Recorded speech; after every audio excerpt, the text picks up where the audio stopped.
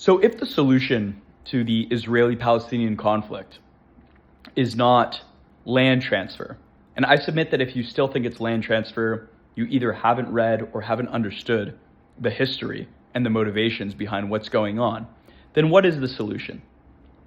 Well, let's get back to basics. What are we solving for? Before anything else, we've put the cart before the horse here.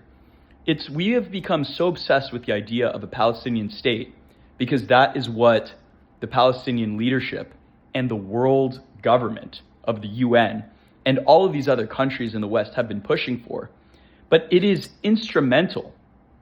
It is a means to an end of a better life for the Palestinian Arabs in the West Bank and Gaza. And the reason why people think that they would have a better life if they were completely detached from Israel is because of this pervasive lie that they live in squalor and are oppressed and have a low material standard of well-being because of the Israelis. And that is false.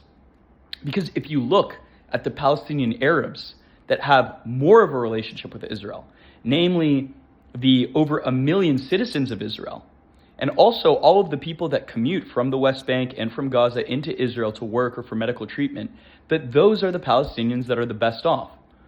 And so the reason why you have Naftali Bennett, for example, the former prime minister of Israel, and largely the Trump administration's view is that, well, why isn't it that we invest in greater economic cooperation and development of the West Bank?